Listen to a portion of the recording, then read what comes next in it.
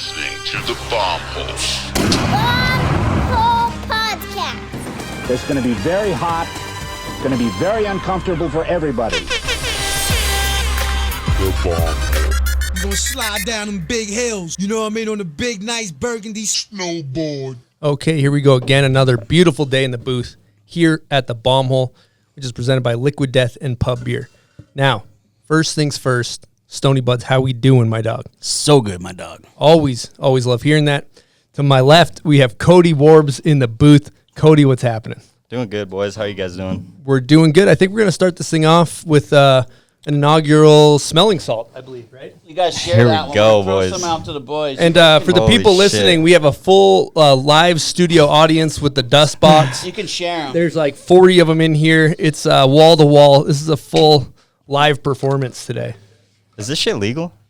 I would like to say no comment on that. Perfect. Depends what state. You just give it a squeeze and then give it a sniff, and let's go. Here we go. Snapper. Give it a there it is. Woo. Oh, God. Holy fuck. Holy shit. Wow. Woo. There we go. Dude, those are way more intense than I thought. Yeah.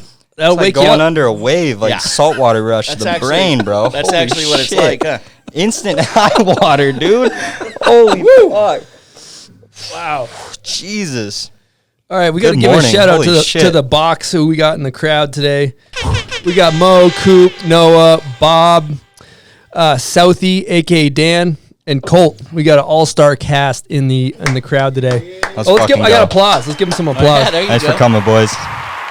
So let's start off. First things first. You are from Rado. Let's go. Shout out, Rado. How we feeling? You got Rado on your back? Are you proud? Are you trying to hide from your Bro, heritage or you what? know I'm waving that flag around. You got the Come on. Rado flag? Yeah. Do you have it on the back of the vehicle? I wish. You should. I still got the plates, though. Oh, you Been do? here for like 4 years. Still got Respect. the Rado plates. How do you? What town? I'm from Edwards, Colorado. Edwards. Yeah, small little town outside of Vail, about 2 hours from Denver. Nice. I lived in Avon. I know where Edwards Oh, is. no shit. Yeah. I had no idea. Did some years there. That's perfect. How do you feel when people are chirping Rado? Do you take it personal, or are you kind of backing it? You know, I take that shit to heart, man. Yeah. You can't be disrespecting the homeland, but about every one of my friends isn't from Colorado, so they be chirping every day. So It's an easy thing to put on me, you know. who's the king of Rado? Chado, obviously. Who's I don't know. Who's the prince? Nick Baden. This has already been said, but this is how it be. This is how it be. I knew you guys were gonna ask that shit. I'm gonna keep it real. Where are you at in the Rado standings? What would you put yourself as? Dude, I might be the peasant in, Oh, you're the in the peasant? fields, Oh, okay. cleaning up shit in the fucking Yeah. stables. I don't know. The jester, maybe. Yeah, maybe the jester. I like that. Fuck. All right. Well, let's talk about. I think your like family dynamic is super cool because you grew up in like a true snowboarding family. You know, your dad worked for Oakley. Let's give him an air horn. Shout out to Reid. Mom, ripping snowboarder. Like, what did it look like for you as a young kid snowboarding? I mean, it's hard because, like, my dad used to be a big ski racer back in the day. I don't know if a lot of people know this, but he Yikes. was on, like, he was on the U.S. team for, like, skiing and shit for a long-ass time. So if it wasn't for him transitioning to that bullshit, or to snowboarding at least, I would be in a speed suit racing fucking GS today, which I'm very grateful I'm not doing. But, yeah, growing up, like, it basically was just, like, snowboarding all the time, you know, like just going out with like my parents, like starting to learn how to do that shit and just ultimately snowboarding just for the fun of it, you know. So you guys grew up like, you know, with Oakley, you grew up around like a ton of pros, you know, seeing like Travis Rice and Danny Cass and like all these heavy hitters, you know, since your dad was with Oakley for over 20 years, kind of from the beginning to when they skyrocketed. And so, you know, around the time of the community project, you were around all these heavy hitters. So what effect did it have, like growing up seeing, you know, going up the chairlift with T. Ricky and stuff like that? Yeah, it was honestly like mind blowing. A lot of it went over my head because I was so young, you know, it just seemed like so natural at that time. But looking back on it, it was like a big like stepping stone and path to like where I am today, kind of like just being around dope ass people all the time, you know? Mm-hmm. Yeah. It's cool when you look at where you're at right now, where you're like your snowboarding's, you know, we're kind of getting ahead, but you're an ATV. You fucking do so much shit. You can ride half pipe, you can ride rails, you can hit jumps. And it was cool talking to your dad because he's just like, You know, what influence did he have on you? Because to me, it seemed like he was like, you're doing this shit. This shit's cool. Don't do this. This is fucking whack. Like, Yeah, he kind of for sure. pointed you in the right direction as far as a snowboard dad, right? He did for sure, and ultimately, like, he was never like my dad was never a snowboard dad, like in a way of like, you got to be doing this right now. Like the idea of like snowboarding was just snowboarding to us, you know, like you get on your board and you just fucking do your thing, no matter what it is, like, because that's like ultimately what I love at the end of the day. Like I can't pick out like a certain aspect of snowboarding that I love the most. Like it's just basically all the same thing, and that's what it is, you know. It's just fucking going down a hill on a piece of wood. Mm-hmm. Stupidest shit on earth. It's fucking awesome. Let's talk about child prodigy Cody Warble, because you won USASA Nationals in pipe and slope. Yeah. You're going to like Red Bull air awareness camps and performance camps. Yep. You child star, Disney XD, Next X, New Pollution. You know, signed with Volcom at 7 years old. Jesus. Let's talk about like young bobblehead cruising around, what that was like. Dude, I didn't even know what the fuck I was doing during that time. I actually had no idea what I was doing. I was just going with the flow, and I feel like a lot of that like really helped me out like with fundamentals and stuff like that throughout my career and what I've got going now. But like a lot of that shit was like not what I like genuinely love, like, and what I find like interesting now in snowboarding. But it was like a perfect like building block to like, I don't know, get some stuff under my feet and like be able to talk to people and like stay around, you know. So who are you competing with against the like in your USASA class and those times?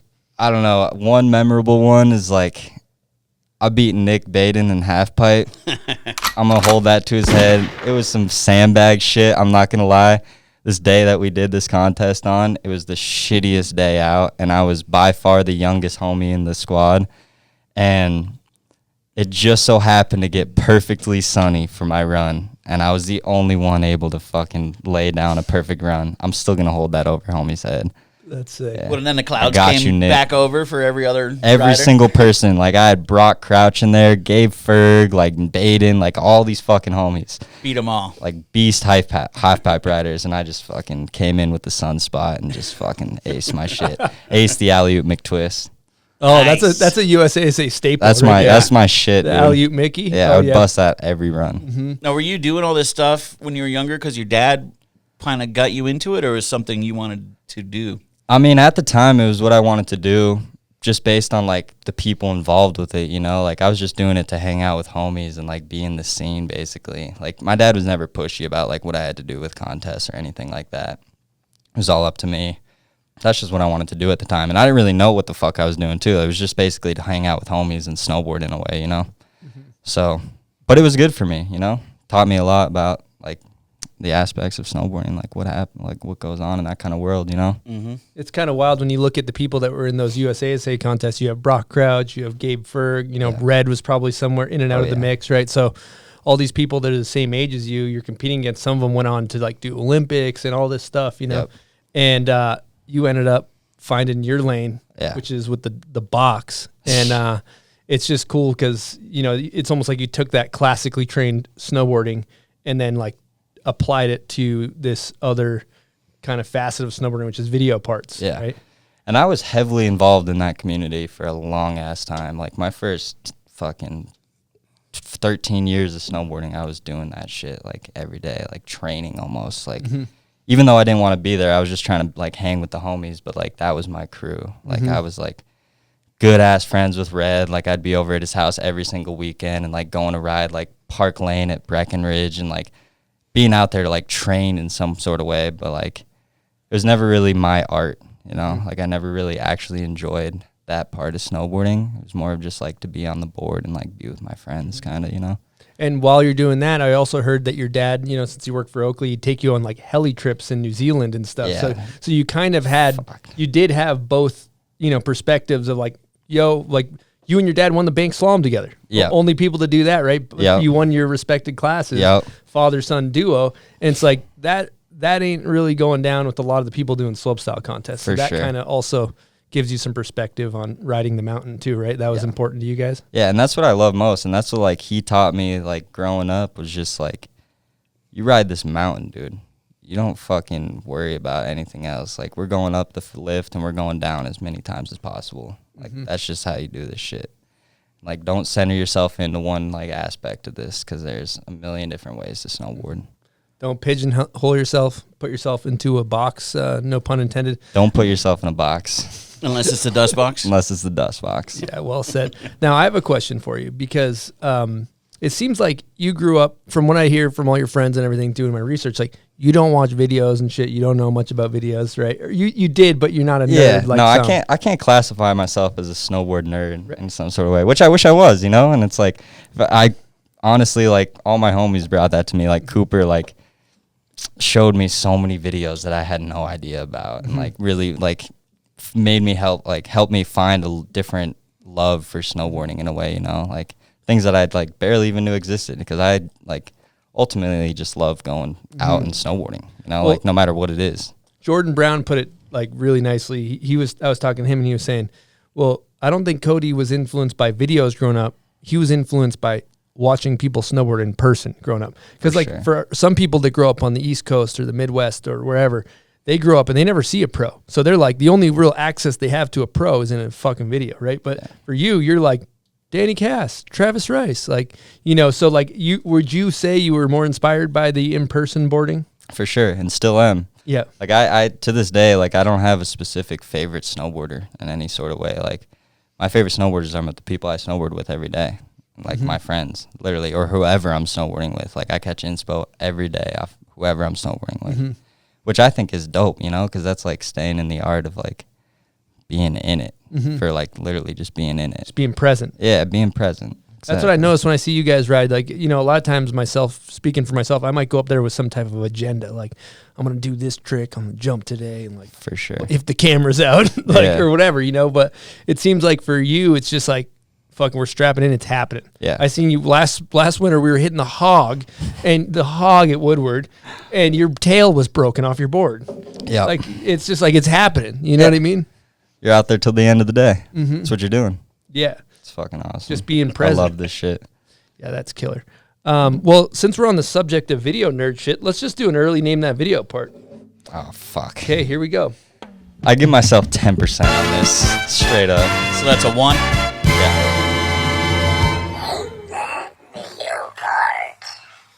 Name That Video part is presented by the Icon Pass.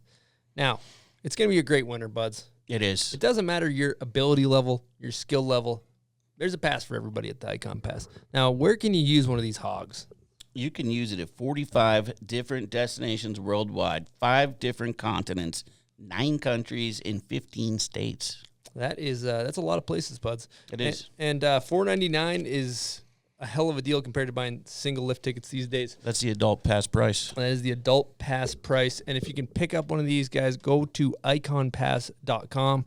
Get yourself a season's pass. You know it's going to be a great winter. You're going to be missing out if you don't. Again, iconpass.com. Pick up a new pass. We'll have the link in our bio and our description. Here we go. How are we feeling confidence level 0 through 10? Dude, I'll give myself a 3 just to like boost my own confidence. Okay. But I'm pretty bad at this shit. Well, this is big for you. So, 3's kind of strong. Yeah. This could be big for you. Here we go. If you could love the world with the flip of a switch. Oh, he looks like he might. Dude, he's hurt. He looks bewildered. Yeah, bewildered. You don't think he has I any think idea? he looks bewildered. I feel like he's heard it. He knows he's heard it, but Dude, I love how you give like 5 seconds, like not even any. Well, we try to do can it hear so it we don't again. get sued by sound, but Yeah, it pull it doesn't up work. again. Here we go. If you could love the Oh shit. Oh shit. Dude, is that Pops? Is that fucking Seth? That's Seth Hewitt. Is it? Yes, it is. I don't know the part though. Let's That's big go. for you. That's big for you. Come on. God damn. So look, Seth, it What looks part like is it though? it's Good Look, the people video. Oh my god. And so, dude. I knew it was one of those. we didn't think you were I thought going it to was get it at all. Post-Mac, That but I was- know that's all punk and shit. I was thinking, Fuck. Seth, like either your contract's gonna like get bumped up or bumped down depending on that. So that was big No, for you. dude. That was your team manager's video part. So It's fucking you got dope. yourself a Bombhole cooler with Bombhole merch, which is all available at bombhole.com minus Holy the cooler. shit. Nice work on that. Yeah, that was nice big work. for you. Hopefully, Seth, hopefully you slide this guy a nice new contract after that, I would have been fucked if I missed Yeah, that. you I might have been would've dropped. Yeah, You might have straight been up. Been riding for Volcom kicked to the since dirt. 7 years old. Back to the stables. Yeah. To So the peasant stables. part 2 for Name That Video part. This is for the listeners. You guys know the drill. Here we go.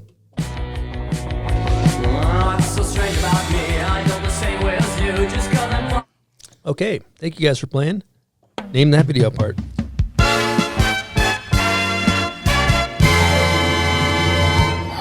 What's up with these things turning red? I think that's just a chemical reaction. Yeah, it's science. That's It's dangerous. science. Yeah, it's basically science. Yeah. Okay, support for the bomb hole is brought to you by our friends over at Manscaped. Now we're going to talk to you guys about the Lawnmower 4.0. Now, Buds has basically been growing out his bush since the 1400s. Have you seen 70s basketball games? Yes, The yes. afros? Yep. That's what I had going around in the ball area. So how did the Lawnmower 4.0 navigate this kind of disaster jungle of a bush? It just got right in there, cleaned it up, and now it's as smooth as Smooth China as doll. smooth as eggs? Smooth as an egg, exactly. That's Okay. a great comparison. Perfect. Now Smoother. what do you have in front of you? That's the performance package. This is the performance package. This thing comes with their super soft boxer briefs, kind of the softest material made on earth. Okay, what else we got? It's got the crop reviver, the crop reserve, What else is crop in there? preserver. You got your Manscaped, as well as an accessory and charger. This is the ultimate kit. Holidays are around the corner. Yeah, that's the Performance Package 4.0. It's a great gift for the holidays. If you're thinking about picking up a Manscaped for you or a loved one, use promo code BOMBHOLE at checkout, and you'll save 20%. And take that disaster down in the crotch region, clean it up, get a Manscaped. Your significant other will thank you. And who else makes ball deodorant, you know? Exactly. Sometimes, you can skip a shower and just use this. You're good to go. Yeah, that's probably one of the most critical areas as far as stench you're going to want to manage. Stench management is huge in the ball area. Stench management. I met you back in the day. Do you remember when I met you? Like, I think it was in Mammoth. You were a little kid and Jordan Brown brought you around. Yeah. I was like, who the fuck's this kid? Yeah.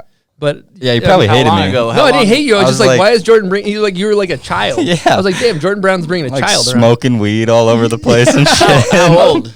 I was probably like 16. Yeah, it seemed like something like that. Yeah. But what I was wondering is like, what is it like? For you, just like seeing you're probably around a bunch of like people partying and stuff at a young age too. Yeah. Seeing Yeah, that shout stuff. out Pops for that. I'm just kidding. But yeah, I mean, yeah, like I remember like back in the days, like cause my dad like was involved with Oakley, like we'd go to these crazy monster parties at X Games and shit. And I'd just be like a little kid, like fucking running around, like trying to like play these like pros and pool and shit, and just looking at like Danny Cass like absolutely being a fucking psychopath going all over the place. But yeah, I got pretty used to it. I never like really involved myself in the partying. Like I just like being around the scene. But yeah, I was fucking good times. I heard a wild story about like one of the first airbags ever made. Travis Rice yeah. brought up. Yeah. Like Oh, it was yeah. like pre-airbag even existing. It was like Yeah. the forefront of airbags, and you were probably Holy like a shit. little baby, and Yeah. you were hitting the airbag with T. Ricky when you were like a small child, right? Yeah, he was trying to teach me back rodeos, and I couldn't fucking do it, dude. It was like kept like throwing it like it was a back 7 for some reason, and it frustrated the shit out of me, and I just wanted to do double back rodeo like T. Ricky And for you a had long Travis, time. Travis teaching you. Oh, it these was things. mind blowing, dude. It was insane. But that airbag was sketchy as hell. Like, how they have like backboards on the airbags nowadays? Like, Yep. you slide down it and you can hit a backboard. This thing had nothing. So you'd slide off of it at full speed downhill and just slide straight onto the groomer or like ice or whatever was there. It was fucking terrifying. Dumbass invention, but What was T. Ricky chucking in that thing? dude, he was keeping it casual. Like, me and him were literally just having like a session because it was kind of like a testing thing at that point. Like, it was such a rare commodity that like we didn't know what was going on. So he was just trying back rodeos with me. I remember he did like a back rodeo 9, and I thought it was the fucking sickest shit I've ever seen. Did they build this thing for you guys to test it because it was a new idea? Yeah, I think so. It was like right in my hometown, so I was I just heard like, Travis Right in wanted to Edwards. get ready for winter or something. He wanted to like dust off some tricks according to dude, it was your dad. sketchy as hell, dude. Like, I just remember it being the sketchiest thing. I remember there's a video of my brother like just sliding down it on his stomach or whatever. He like gets to the end and slides like 40 feet on the ice and is like all has this major like chest burn and all this shit. Like, there's a video of that somewhere, but yeah, thing was loose. Like, get to snow. Like, just go chuck that shit on snow, dude. Yeah, what are your thoughts on airbags? Just like fuck them, or I mean, they're dope in a way. Like that video, that homie doing the what the fuck the was it? 2100. The 2100. Mm-hmm. Get that thing to snow, dude. Like, get out there and chuck that thing to some ice. Let's see what really happens. Like, yeah. I mean, you could probably legitimately die trying that trick. Yeah. Oh yeah. No, that shit was ridiculous. But I feel like can't that keep guy's up with getting that. close, you know? I mean, he looked pretty like he was going to land him at one point. Oh my God. Looked like a robot. For sure. A deer getting hit by a car flying through the air. then Jesus it's- Christ. Fucking dreidel just spinning. Yeah, that thing was violent. Little out of control. But it was MFM no grab. You notice that? That was money. He was going MFM no grab, Yeah. Steve on him. More cowboy tuck, but Another thing I was kind of wondering too is, you know, you got signed with Volcom at 7 years old. yeah. So how does one do that? Yeah, what like sponsor me tape? What's going on? Well, I was blessed enough to be in New Zealand the same time as Ryan Boys, who is still involved with the company thoroughly. And I was riding just at Snow Park at the time with my dad, like literally just snowboarding around. And I remember I went into a hot chocolate in the lodge, and Pops comes up to me and he's like, "Yo, dude, like, there's this dude over there that saw you like riding the boxes and stuff, and he's part of Volcom." And when I heard that, I was like, "Fuck, like Volcom's the realest shit out, like obviously." And he's like, he'd love to like just snowboard with you and link you up with some of the team. And the team at the time was Tyler Flanagan, who was like maybe 16 or something at the time. And I literally like just snowboarded with him for like 8 hours straight. And they had like night lights at that time, so it was like I literally rode till like midnight with Tyler and just snowboarded. And then the next day, Ryan ended up calling my dad or something like that, like, "Hey, like we'd love to put Cody in some gear and like just shred around and maybe take some photos or something." And we ended up going snowboarding back at Snow Park, and I did like this board slide on this massive long box, and he like snapped a picture, and it ended up going in Bliss magazine. I don't know if you guys know what that is. I remember Big old- Bliss. Yeah, it was just like a little like AM thing or whatever, and I was like mind blown by that shit. Like, took it to school, like showing people, just absolutely juiced on life. And then shortly after that, like Ryan, I guess, talked to Billy Anderson or something like that, and then my dad got a call from Billy and was like, "Hey, like, want to put you in some gear, like maybe take some photos, you know, like model some product, I guess." I don't know. Well, brands But are it was looking just- for kids to like wear the gear too. For right? sure, for sure. It was all just like a snowball effect kind of, and like right place, right time kind of. And so unexpected, because I like, as a kid, like I really like, I knew I wanted to be a snowboarder. Like I've always known I wanted to be a snowboarder, but I don't, like I've never had the aspirations to like really like get it or like make myself like known for myself. Like I just love fucking snowboarding, you know, like, so it was a blessing to just be able to just be out there, and it like kind of happened like naturally, you know, which is rare, I feel like, you know, and I'm very blessed to like have that for sure. Very blessed to be part of the family for this long. Like, it's amazing. Not a lot of kids at 7 are just brought to New Zealand either. That's pretty my incredible. God. No, it's insane. I think I was a little older than 7 years old for sure. I was probably like 10 or something, 10 or 11. Still Fucked. pretty young, pretty dope. Yeah, it was definitely a finesse off the dad shit. Dude, another one when you were a kid, I was talking to Jordan Brown. He was saying that you went and watched Nyjah like skate some giant rail or something with the whole squad. Oh yeah, fuck. I was probably like I was probably 17 at the time. Oh, that wasn't that long. Okay. No, it That wasn't too long was when ago, you were a but baby. Yeah. yeah, we went and like we were going up to the launch and like in Bear, and I would fly out to see, or Jordan would take me up there because he lived in Orange County at the, yeah, let's get that going. He lived at Orange County at the time, so he'd like pick me up from the airport, like just drive me up there and drop me off.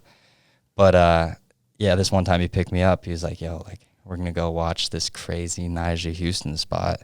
I think it was, I forget the name of the event that it was. It was like, Oh, the Buster Bale or something, or one of the, or was the ETN thing? it was the ETN got thing. it. Yeah, exactly. Yeah. Yep. Exactly. And he like took me, and like we show up all mad late because Jordan's all like kind of like that, just casual, and like pull up with my skateboard, and I remember just pulling up, and some guys, like Jordan introduces me to some guy, and he like shakes my hand. He's like, "Where, dude? Like, you looking to get on this thing right now?" I'm like, "Dude, are you fucking shitting me? Like, who do you think I am?" Like, I don't know if he was busting my balls or just like trying to like say some shit, but I was like, "Dude, are you kidding me?" And after that, I was shook. And then, dude, watching Nyjah do that shit was mind blowing. Like, I've never actually seen like a full blown skate spot, and that shit like put snowboard spots out of perspective. Like, threw it in the dust. It was gnarly. It was sick. But he was also like partying and shit, like drinking vodka out the fucking bottle, like every hit and shit. It was insane. Yeah, they had like crazy EDM music. Like, knowing Nyjah, that's how Damn, that's how you get fired up, huh? Yeah, I guess, dude. Take some inspo from that. That's wild. We asked you But yeah, this it was crazy. in the Patreon interview. I thought you had a great answer, but who your biggest influences were growing up? Like I said, like I've always had a hard time like with that, like seeing people around at the time. Like I really like used to look up to like Travis Rice and like Danny Cass, like those homies at the time. Like watching Community Project was like probably the most inspiration that I had like as a child and stuff like that. But ultimately, like every person that I ride with every day, like mainly my friends, the group that I snowboard with today is like my favorite snowboarders, every single one of them. And yeah, that's pretty much it. Like I don't really do favorites. Favorites are hard for me. I feel like it takes away from like every aspect that you could intake, like everything. Like even as a kid, like I never had a favorite color or anything. Like I just like feel like it takes away from everything else that you could soak up. Hard to pick one. Yeah, it's hard to pick one. You don't want to be put in a box. Exactly. What about Josh Malay? Josh Malay has, shout out Josh Malay, fucking A, R.I.P. He ultimately was like the biggest inspiration to get me and my dad on a snowboard. Like, honestly, like if it wasn't for him again, like I'd be in a ski suit fucking racing. And his punk rock lifestyle really influenced my dad and like got him on a snowboard, which ultimately got me on a snowboard, But yeah, Josh was a fucking real one. I don't remember a lot from him because I was mad young, but he influenced a lot of people in the snowboarding community, at least where I'm from. Absolutely. So he's the one who got your dad snowboarding. For sure. And skateboarding. That's like awesome. If it wasn't for him, like He'd be in a ski suit. I'd be in a damn ski suit. Yeah. Doing who knows what. Probably hating life. I was gonna say you were probably pretty young when he passed away. I think I still lived in Colorado then. Yeah. At that time, that's cool though. Cool to know. Yeah. Well, along these lines, I have a good question, guest question from your dad. Here we go. Hey, Cody, it's Bubs. What's good? Welcome to the bomb hole. Question for you. We've done a lot of shredding over the years. What is your single favorite shred moment? Do you have one? Hit us. Hope you're doing well and having fun. Love you, bud. Yeah, Rick. Shout out Pops. Love E-Rick to death. Shred moment. I mean, fuck, there's a million of them at this point. But I don't know. I've had some good days at Brighton with Seth, which are pretty memorable. The general. Him sending me off Walter's Cliff. Oh, that's couple like a times. rite of passage. Yep. They don't say it's an initiation, but it's basically But like it is. it's like a gang initiation. Dude, that's what it felt like. Like it was like you don't have to jump off this, but like Seth brought you to the top, and dude, it was maybe pointed like away. my second week here, and it was a powder day, and he's like, I'm with Reid and him, and he's like, all right, dude, like we're going to this cliff. It's called Walters. It's legendary. Like let's hit it. And like pulling up to it, I was like, all right, like yeah, like I've grown up like free riding, like hitting cliffs, doing that kind of shit. And I just remember pulling up to this fucking thing, like creeping, because he went to the bottom of it. And I just remember him telling me, like, all right, just creep up to the edge. Just creep up to the edge and see what it looks like. And I fucking creep up to that thing, and it's a straight fucking down to the flattest landing that I've ever seen, dude. And it was like a triangle, like the tiniest little patch that you had to land on. Otherwise, you're completely fucked. Tree after it. And I think me and Reid fucking grabbed our nuts for about 10 minutes before we jumped off that shit, dude. We were literally fucked. And I didn't land it the first time. Like, I jumped off that thing straight bomb hole. It was terrible. Respect. Yeah. Seth waited at the bottom. Yeah, Seth was just there at the bottom just filming. I think Reid landed it, and then I was like, fuck, like, that thing is beast. Like, that's a real fucking jump right there. Like, that's some airtime. And then I think it was like 3 days later or something, I went back solo. And like, Oh, nice. I was with my friend David Ray. Shout out David Ray, Ethel Rose Flower Shop. But Yeah, I went and just had to just jump it by myself. I was Wow. able to fucking stomp that thing, thankfully. But that was one of the more memorable things. And every day I get in the van is a memorable day for sure.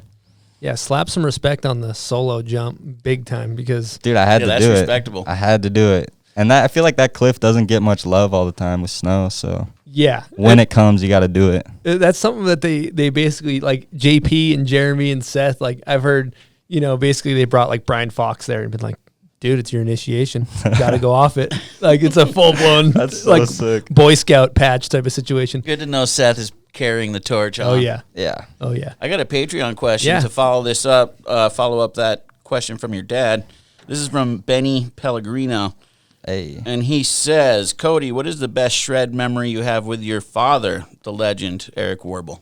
Dude, definitely winning the bank slalom with Pops was up there for sure. That's heavy. Like, yeah, it was super heavy. Like, super unexpected, too, on his part. Like, he was going into that just, like, to be there, basically, with me. And, like, was like, oh, fuck it. I'll race, I'll see what I got.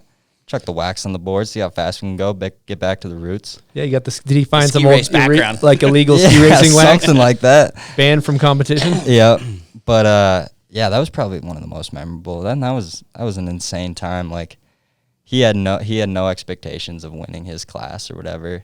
And I remember, like, midway through the day, he was like, all right, like, I'll catch you at awards. Like, I'm going to go, like, hike some lines with Blair or some shit like that. Like, Blair offered me to, like, go hike some shit and snowboard.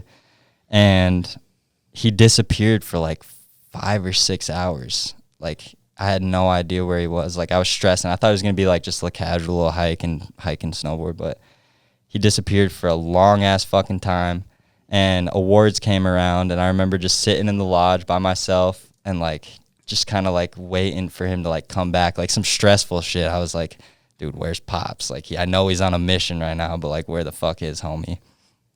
And literally as they were announcing his name, he walks through the door with, like, just snow fucking cake in his face and literally walked straight to the award and, like, held that shit up. I was like, dude, this guy's fucking on his shit. What a champion. Yeah, Like, what a straight champ. champion shit. Like, that was one of the most memorable shit. What year was this you guys both won? Dude, it had to have been, like, 13 or something, 2013, 14. Oh, wow. You got some other duct tape too, right? Yeah, I think I got, like, 3 of them. Podiums? Yeah. Sick. 3 golds, 1 silver, or some shit like that. Damn. When's the last time you raced one? 2017. Yeah. Kid might need to get back out there. Dude, I would love to go back out there. But now you That got to shit race. was You were fun as racing hell. what, Grom or whatever? Or what was the I class? was like next gen, and then I raced junior for like 2 years, I think. Now you got to come now you in gotta hard, go- the heavy Dude, I'm spot, ready to though. get back in that open class. See what those old heads gotta you ever say. think about like performance enhancing drugs for the bank slalom? Dude, I think all I need is smelling Oh, salts. smelling salts at the Wow. gate. That's we all should you be need. a sponsor. Yeah, we should. Yeah, we should I look like into that. We'll get you a Little little bomb hole sponsor. Yeah, whacking some run through a wall smelling salts. Everybody that does one ends up getting on the podium. That would be perfect. Today we're going to be talking to you about Bubs Naturals. Huh, Chris? Let me tell you about their little apple cider vinegar gummies. I've been chomping these things down. They are great for your gut biome, your gut health. I know that they helped out Angie, your wife, right? Yeah, they helped her out a ton. She takes them every day. They fix some stomach issues she has. Loves the taste as well. They're delicious. Yeah, it's not like you're choking down some gross. It's like eating candy, basically. It's like eating but candy. it's good for your stomach. They also have their kind of token product, which is right in front of me here. This is the collagen protein. We like to mix up some shakes after working out, and it just keeps you, as you get older, bored longer. You know, we start to deteriorate. This old chassis ain't running like it used to. You need things like collagen to keep it going, huh, buds? Yeah, I'm as old as it gets out there trying to snowboard and keep up with these young kids. Collagen is the glue that keeps your body together. So if you're taking it, it's just going to help you feel better, recover quicker. Great product. And it's a great crew, right? They're backed by snowboarders. Absolutely, owned by snowboarders. And if you were born in the 1400s like Eastone, you need collagen to maintain. I think my body would probably just explode. It would explode if I didn't have collagen in the system. Exactly. So yeah, great. The company's got a great story, owned by snowboarders.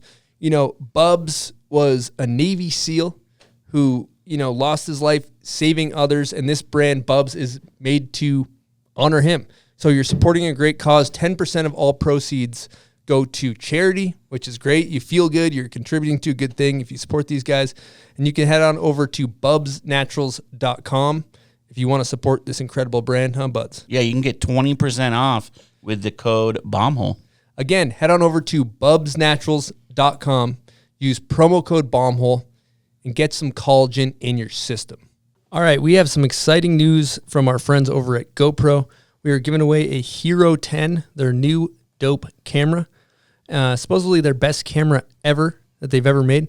Now, why is this thing the best camera they've ever made, Buds? It's all about speed and ease with this bad boy. It has the GP2 processor. Oh, that sounds fast. Yeah, it's got a 5.3K video file, which is huge, and it's going to shoot some of the best video you're going to have with your GoPro Sense for the new Hero 10. Well, I'll tell you what my favorite thing is, the Hyper Smooth 4.0. Now, you can be filming during a goddamn earthquake.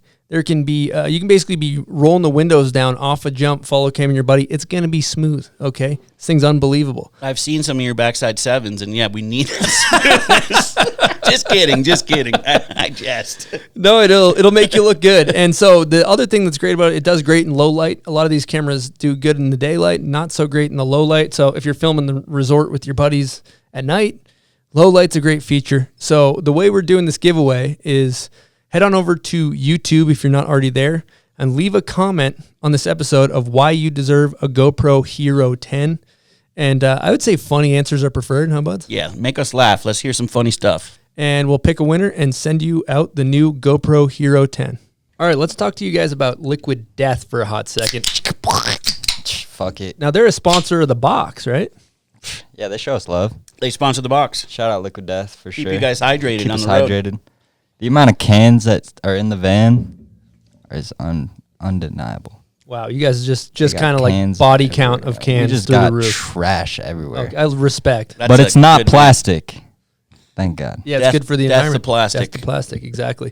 So Shout if you're out looking to Liquid pick Death. up some Liquid Death, head delicious. on over to liquiddeath.com/bombhole. Again, liquiddeath.com/bombhole. And they'll get a couple free koozies, and you're kind of supporting the show. So that's huge for us. You also get it at 7-Eleven, Whole Foods. Now with that, let's get in to the Liquid Death Spinning Wheel of Death. Welcome to the Liquid Death. Death. Spinning wheel of That's fire. Don't be scared. It's just water. All right. Kind of weak spin, but we'll take it. I like them. Dustbox trivia. Ooh. See how well he knows the crew. Oh, they're all right. Dustbox trivia. It's Genius. rigged. Okay, here we go. Giving away our secrets. Dustbox trivia. We'll see how well he knows the box. First question: how did Reid originally knock his teeth out? Oh, I do know this. On a water slide. Woo! He was going backwards down a water slide and had his teeth out and chomped those things right out. That is What a dumbass. that Were is the original correct. ones as big as the secondary ones? I think they've got bigger over time. They have. Yeah. Each time they've got a new set, they go They grow a little consecutively bit. bigger. Yeah. That's perfect. Perfect. Yeah, now they've been drying out on them. There's there's- like the amount of square footage on those They things. don't, You gotta they keep don't get those enough things moisture. moist. It's like a drive-in I movie heard he has theater to type of. keep them spray. He has a little Yeah. sprayer he cruises around with. You gotta keep them moved spritz. up. Oh, Love you, Them Reid. shits don't be drying off. All right. Goddamn. So question number 2, when you were wrestling with Reid over a lawn chair, who was the owner of said lawn chair? Oh, shit. I don't think he knows. I just don't, I only remember almost getting thrown off a rock by homie. It wasn't your chair. You guys were wrestling. Oh, my God. Who was it? I forget his name. He worked at Milo, maybe. No. According to Reid, he's the guy who probably helps you get paid by one of your sponsors. It was not Seth's chair. Oh, that's what it says here. That's what It my was answer. not Seth's So chair. he's incorrect. Yeah, he's Sounds like a totally little incorrect. dust box. Well, It was a argument going random on. homie that Okay, was I'm like gonna let you sitting guys there. sort that one out. Yeah, it's gonna be another beef, maybe another rock toss. Yeah, hopefully you guys watch fight. out, Reid. Okay, who is the best rider/filmer? Oh, Colt, come on. Well, also rider in the crew though, because he's. Oh, okay. I would say that's a correct, honest- acceptable answer as well. Yeah, I mean that's our guy right there. Come on, dude. Because he does. Kid a Colt does rip for the record. Yeah. But like when the crew's not like front boarding the kink and then they're hopping out, like who's? This is a hard one. It's definitely between Dan and Cooper. Because okay. Dan gets on the lens sometimes, and homie can fucking run that thing. Southie. He knows Okay. Yeah, Southie knows. There's no. I didn't have a correct answer for that one. All right, so there actually There's is no correct Perfect. answer. There's an acceptable. Everybody's got skills There's an in this acceptable answer for this one. Who's the smelliest, homie? Cooper.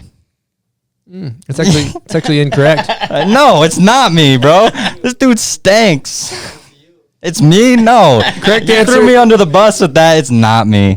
I smell answer, great. Correct answer is you or Robbie. Actually, is what I have in my data. Yeah, what? Yeah, that's what my data's This saying. is incorrect. Data's off. I don't know. Up. So my Cody, feet. everybody's talking about Cody. All right. Ah, shit, boys. All right, who- Throw me under the bus, huh? Who's the most baked? There's all four, of us. There's 4 acceptable About names. all 8. Bean first. Oh shit, he's not on this one, but I think you're right. But yeah, keep going. Beans baked. Bean and Dean, the Bean Dean combo. Yeah, that's acceptable. They smoke up. These days, Cooper, why are you so stoned, bro? What's going on with that? He's actually not on the list though. Your list is wrong, dude. Is it? The intel's off. You don't know the homies. Oh man, dude! Everybody be on that though. Okay, all You're right. looking for me, huh? All right, here's the answer I have is Noah, Cody, Mo, or Benny. Those are acceptable. Okay, answers. Benny's definitely. Yeah, up I was there. gonna say Benny. Benny's for my definitely up there. intel. All right, who is the most keyword intentionally rogue person driving the van? Intentionally, Like he gets rogue. Dan. Dan is the correct Dan answer. is loose, but That's- he knows what But he he's knows doing. what he's doing, but he gets loose, right? Oh, he gets loose as hell. There were some times in Quebec, like 2 years ago, that death was upon us. Mm-hmm. I remember sliding like sideways down this hill, and homie fucking last second pulls her right, doesn't hit the curb to the right, doesn't hit this car that's coming head on. It was the most insane He's shit. clutch. We were completely 90. Pulls it together. It pulls it together every time. And the parallel parking is unmatched. Wow. He's got that shit. Shout out to Southie. Yeah. Worst homie to share the bed with? Dan. Homie sleeps like a maniac, dude. Really? Yeah, we What are you talking Yeah, like? what does he do? Like, sleep seizures, sideways? Like sleep No, like, apnea. homie Kicks will, people? Farting? no, he'll come up to you like he's your fucking girl or some Oh, shit. he does He'll big spoon, literally, little spoon? you'll wake up and homie's like right here breathing on your fucking face. It's terrible, dude. Hot breath on the face? Just straight mouth breathing all Oh, night, yeah, dude. wow. Hot And he's got stealthy breath. his eyes open. He sleeps fucking. Oh, He does sleeps he? with his eyes He open. sleeps with his eyes My dog open, does rolled that. to the back of his head. It's scary as hell. Dude, how do people a sleep freak, with their huh? eyes open? He's a freak. It's insane. That's cool. I mean, you gotta stay on watch. But I also. Somebody's What gotta about? do that. I heard Mo had some crazy snoring though too. Potentially that could be. yeah, Mo. I problem. stay to the other side of the Airbnb wherever we're at, just okay. for that reason. Shout out to Colt for fucking Okay, who's the lazy? busting with the guy. Let's give Colt an air horn. Colt usually two biggest dudes. Who's the laziest out the door? The Spivians. Oh, the Spivians, huh? Yeah, we already know this. Okay. Yeah, they're a little slow. Love you guys, but shit. Okay. Who's Cup the of coffee and a cigarette every morning is a little too much, buddy. Who's the biggest shit talker? Reid. That's actually the correct That's answer. the right answer That's on the the right last one. There's no correct answer, So, Eddie. Reid basically he said, don't give it to Cody easy. Homie sucks at math. So I got some basic math problems. Oh shit. Here we go. Yo. 5 just hard hitting questions. 5 plus 18. What do you got? 25? No, sir. No, sir. Yo, that was too fast. Come on now. Slow it down. Give me a pad and pen. I'll fucking add them up. 23. The correct answer is 23. 23. Okay, next question. 36 divided by 6. All right, no, I can't do that. There's no way. 6. Wait. Okay, thanks, Stone. Okay, Thank what you. about one That's more. my guy. 7 times 8. 48. 56. Throw me a bone. Okay, last one. Think about this one for a second. Use your fingers if you have to. 100. Let's give him a pen or something. 100 divided by 4. 40. Think cash. Think about this. Yo. 100 divided by 4. Think about if you got Think, if pretend you got a quarter. money. Think Oh, you got money. 25. Yeah, see? Yeah. Yeah. No, I knew that. I for sure knew that. If you put it to money, he'd probably answer all of them. yeah, put it I to- seen him at the pro sale hustling. He knows what's up with dollars. Yeah. Yeah, I know. He's not. He ain't no Reid trying to sell a board for $5, huh? Yeah. Yeah, you guys got beef on that, huh? And we're still beefing. Oh yeah, I forgot about that beef. We're still beefing. All right, let's transition into some box talk. I like that. Because we just threw you under the bus and you got ran over a couple times with those math perfect. problems. That's Those I math like problems. That was pretty rudimentary math. Yeah. If I get them, that's there's a problem. Dude, shout out Dan for finishing my math career too. Yeah. Like, homie did all that shit Just for me. lost my mic. So I want to talk about like the landscape changing with snowboarding, right? Because if you look at older kind of generation stuff, it was like magazines and it was big production companies like MacDog, right? And all that shit is kind of like dying off, and now you have like people that are just direct to consumer with their brands, like Dustbox. It's just you guys, and you guys are selling T-shirts, and then you're funding your trips, and that's just like this new kind of generation of like, fuck, we don't really have much of a lane. Like people aren't supporting us. Fuck it, we're gonna support ourselves. Is beautiful, right? Yeah. Do you want to talk about kind of your guys' vibe with all that stuff? I mean, I think it all just stems from like exactly like you said, like kind of just getting it for our own, and like because we don't have that like basis of those big media companies that are like coming to someone and just being like, all right, we saw your part, like, or if you send in a part and then you're like, okay, like sure, like this guy's fucking sick, here's fucking 10 years on our contract and fucking film with us, like. From our perspective, like we're just trying to get it for ourselves, and I'm blessed to like we are blessed to have like the crew that we have, that everybody's super motivated to like go out and do it for ourselves, because ultimately that's like all we can do at this point, especially in the snowboarding community nowadays. And I think it's sick, and I think a lot of people are doing the same thing with that and just like taking it into their own hands and like making shit happen, which is like ultimately more fun too, it's more like underground in a way. Which I like. Yeah, keep I like how you have like a high bar for what's cool. That's a shitty word to use, but if you look at snowboard, there's a lot of whack shit out there. Yeah. And granted, I think we need all of it. But from when you're a snowboarder, you want to be proud to be a snowboarder. You want to be like check this shit out. These guys are fucking dope. You want the shit to be playing on the screen, and you're like, this is sick, And it seems like you guys care about that with the spot selection, the trick selection, the gear. It's like the devil is in the details with all this stuff. Too. The music, right? Sure. And like that's important, I think, because some people maybe don't get it. This is kind of a weird wormhole to go down, but fuck it. Like, sometimes I think people see like, yo, I can do a 900 and this guy's doing a 900. Like I can do the same trick. I'm doing it in the park. Why am I not sponsored? But it's like, there's so much more devil in the details with the flavor and the trick selection and the spot selection and the whole vibe, right? Do you care to comment on any of that stuff? I just feel like it ultimately comes from just like being yourself in a way, like not trying to be anybody else. Like those people that have like struggles with like going out and trying to like, oh, like why am I not getting that? Like why am I not at this position? Like it's just like drop your fucking ego or something and just like be yourself and go snowboarding. Like don't fucking overthink it. Like just if you love what you're doing, like do your thing. And that's like ultimately I feel like where we like as the Dust Box like come from in a manner, Mm-hmm. Like we're just doing our damn thing. We love hopping in the van with the crew and just going wherever we can and like hyping up the homies. Mm-hmm. I love that too, and maybe we talked about it in Cooper's episode a little bit, but I think it's beautiful how you see a lot of people griping like I don't have any support, I can't do anything, I don't have any sponsors, and it's like you guys are like, fuck it, we're making our own lane, we're paving our own lane, we're doing this shit ourselves, and here we go, and it's working, and that's like nobody else is betting on us, so we're gonna bet on ourselves is like some really strong shit. That's all you can do, really. Mm-hmm. Bet on yourselves and go get it for yourself. And then let's talk about how you guys kind of support yourself with the merch and stuff. Yeah, I mean, I feel like that's kind of like a loophole, I guess. I don't know. It's like a blessing in disguise. Like we do our own shit to make our own shit, and like making T-shirts is fun as hell, and like having homies support us through that shit is like unreal, And that's just how we fund ourselves, how we make shit happen, So basically, all the shit you see behind us is all available at your guys' website? Yeah, www.dustbox.club.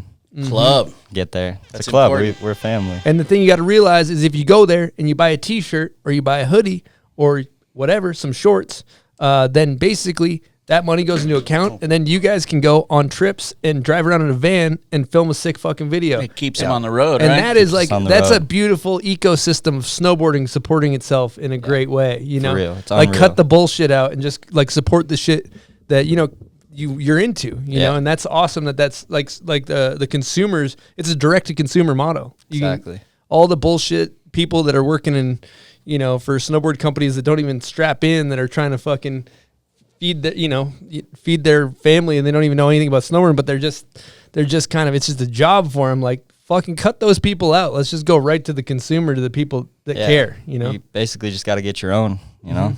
It's a tough world out here. It's fucked. It's fucked. How'd you find your way to the dust box? Oh, man, it was a long stint of, like, just, like, everybody being in different places at once, and then I guess summer 17 and Hood, we all linked up as, like, just friends, like, low-key friends in a way, because, like, I didn't really, like, when I was growing up, like, I didn't really have too much friends outside of, like, contest homies, and, like, I used to love snowboarding just by myself. Like, I loved fucking putting headphones in and going out and snowboarding. And then, basically, I feel like it ultimately started when I went to Copper Mountain one day, and I was snowboarding by myself, and Cooper and Robbie were there snowboarding as well by themselves, and we linked up and, like, just took some laps and, like, just, like, honestly just caught the ultimate vibe. It was just like, this is real fucking homie shit. Like, They were both there individually too? No, they were together. They were okay. together, and we, like, linked up and snowboarded all day. And, like, I've known Reid since, like, the launch, like, way back in the day, but, like, we were never good homies. And I think that same year I met him at Copper as well, like, preseason, and, like, we went and smoked some weed in the woods or whatever, and he was like, yo, like, I'm moving out to Utah, like, I'm going to school there, like, I think, like, you should come out, or we should, like, make some shit happen with that. And I was like, fuck yeah. I was 18 at the time, and, like, not really liking where I was, like, in Colorado, like, really didn't know, like, what, like, my place in snowboarding was, kind of. Like, I was just, like, I couldn't keep up with the contest people, like, I wasn't really liking that in some sort of way, but I just loved, like, snowboarding. So I was like, fuck yeah. And, like, I had, like minor issues at the house, like, I didn't really like being home at the time. Like, being 18, I was just, like, kind of a little rebellious, and, like, definitely just didn't want to be there, kind of. And the next year, we bought a house here in Salt Lake, or we didn't buy one, but we started renting one, and linked up with Reid's roommate from the dorms, Garrett. Shout out the body. Shout out CL. You know what the fuck going on. Shout outs are out of hand. And then, yeah, like, after that, like, Cooper and Robbie were like, can we come stay with you guys? And, like, they ended up staying for, like, forever, basically, you know? And that's kind of where, like, the dust box started in a way, you know? Everybody just, like, came together here in Salt Lake, and then everybody's just vibing with each other and doing our damn thing. But, yeah, it was, like, a long, like, mix of, like, different stories that just, like, kind of came together to form where we are today. Form like Voltron. When you guys Pretty came much. together with the box, that to me is when it, like, for me watching your snowboarding from afar, that's where it seemed like it clicked. Because sure. before you were, you know, transitional, like, you were a contest kid roots, but, like, trying to figure yourself out. Rado, Yeah. you know, No, I probably honestly- rocking some studded snows out there. Yeah, no doubt. You gotta have studded snows in Colorado, right? My tires are shit nowadays, bro. That day was fucked up, dude. Yeah, one day going up to Brighton, I fucking passed him, Stacks, Chit maybe in the car, and Yes, I you passed did. him on the most rogue spot going up It to was Brighton, and I had unsafe. shit tires on. I don't know what I was doing, like going over black ice, but the only thing in my mind was, I got these Rado roots, dude. I'd be going like, over "I know how to Vale drive in Pass snow." every single day. Like, I know what the fuck going on, but I definitely lost my shit a little bit. That was so unsafe. He passed us like it was so unsafe. I took 3 runs before you guys. It's true. I got there before you. I hit the good snow. Yeah, you Rado dogs are savages on Savage the way to the mountain. drivers. Just used to, like, just cutthroat on the way to the hill. Did he have an Audi or? No, it's a 4Runner, Bro, Doug. did he have an Audi? Hell no, I got the runner. I think you still need to put like a fat like Rado flag die cut across the whole back window. Oh, dude. We should make a bet where like if you lose, you have to do that. I don't know what the bet is, but I'll we'll take figure that. it out. I like Take that bet. I like it. How's the footy looking for the box video this year? We're heated up, you know? We're always going to come out with more than we Who's got the heat? Dude, everybody. I'm excited to see Roz's stuff on the big screen. Robbie Meehan. We call him Roz. Big shout out. Dean put on this year. Cooper as always. Everybody's got some shit. We got Tommy Towns running some stuff, which is fucking awesome. A couple green bean clips. But everybody puts on, you know? Bean looks like he's been skating well, dude. Holy shit. Oh, yeah. If the sciatica doesn't hold him back. Sorry, He's got sciatica. What's up with the sciatica? Bro's an old man. The sciatic nerve in his back. It's already kicking in Straight at up. 21 or whatever. 21, boy's like 16. He's 16 and he's got Yeah. sciatica. Yeah. Ain't holding the kid back, though. You know what the fuck going on. So talking about the box, I think we brought it up with Coop's episode, but I like talking about the kind of like the reason why I think it's good talking to you guys. You guys are the future, or you're the present, but you're also where it's going too, right? You guys are like, we're a couple fucking dinosaurs over here. You know what I'm saying? Like fucking couple Old fossils, head alert. a couple fossils, Alert. couple exactly. Do we have an alert on there? We do not. I need to get like an alarm. I need to get like Old head. Buds was born in the fucking 1600s, for Christ's sake. Chris, man. not too far out. Yeah, there was no electricity when he was born. It wasn't exist. Stone Age. Talk was about Stone a stone. Age. Exactly. Knee Stone Age. So what I'm curious about is like, you know, with snowboarding, you know, talking about the dust box and what you guys are doing, like, where do you think, this is a vague kind of shitty question, but what direction do you think it's going? Like, you guys going to keep doing your videos? Do you see? Oh, yeah. We're doing this shit till death. We don't know what we're doing the next year. We literally just make T-shirts so we can snowboard, and we're going to do that for as long as we can. Like, I don't know. I feel like a lot of crews, like, I feel like there's, like, a trend in, like, a 3-year thing is, like, kind of where, like, a lot of snowboard crews, like, fade off. I don't know if that's a real thing or I'm just thinking that, but, like, I know for a fact our homie crew is going till the end. Like, we're out here every single year for as long as we possibly can. Which I think is sick. As long as those sciaticas don't creep up. Yeah, as long as the sciatica doesn't kick in for everybody. You're saying these other crews, they only last 3 years, like the cat. Robot food. Yeah, it's just like I feel like a terrible trend. I don't know. I feel like But I they guarantee all we out get here. sponsored and they get pulled different ways and have to do these different projects. And It's not the case for the box. you guys are for life. We stay strong. I'm stirring the pot here because there's some people that grew up maybe in the breezy era that might watch a dust box video and say, "Oh, some of these spots are small." Who says Old that? head alert. Yeah, that's what I want to. I want to hear. That's your. Old head alert.